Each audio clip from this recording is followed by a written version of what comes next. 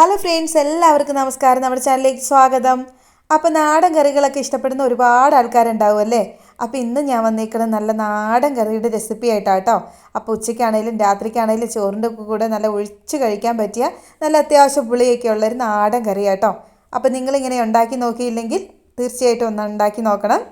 അപ്പോൾ ഞാൻ ഇന്നിവിടെ തയ്യാറാക്കുന്നത് വെള്ളരിക്കയും മാങ്ങയും വെച്ചിട്ടുള്ള നാടൻ കറിയാട്ടോ.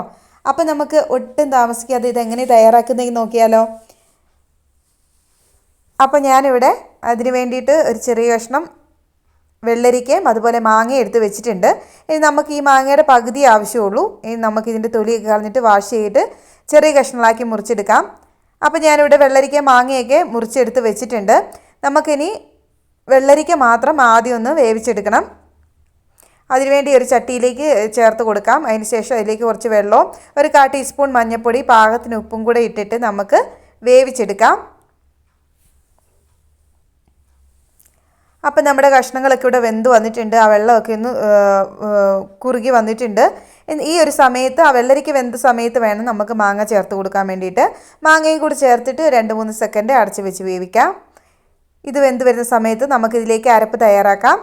അതിനുവേണ്ടി കുറച്ച് തേങ്ങ എടുക്കാം. അതിലേക്ക് കുറച്ച് 1/4 ടീസ്പൂൺ ജീരകം, 2-3 ചെറിയ ഉള്ളി, ഒരു 1/4 ടീസ്പൂൺ മഞ്ഞളും കൂടി ചേർത്ത് കുറച്ച് വെള്ളവും കൂടി ഒഴിച്ച് നന്നായിട്ടൊന്ന് അരച്ചെടുത്തിട്ട് വരാം. അപ്പോൾ നമ്മുടെ മാങ്ങയുടെ കഷ്ണമൊക്കെ ആണെങ്കിലും ഇവിടെ വെന്തിട്ടുണ്ട്.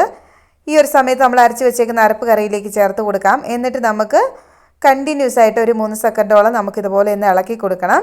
തിളയ്ക്കാൻ പാടില്ല കേട്ടോ. ഇളക്കി കൊടുത്ത് റെഡിയാക്കി എടുക്കാം. ആ അരപ്പിൻ്റെയൊക്കെ പച്ചമണം മാറുന്നോടം വരെ നമുക്കിതുപോലെ ഒന്ന് ഇളക്കി കൊടുക്കാം. ഇപ്പോൾ നമ്മുടെ കറിയൊക്കെ ഇവിടെ പച്ചമണമൊക്കെ മാറി റെഡി ആയിട്ടുണ്ട്.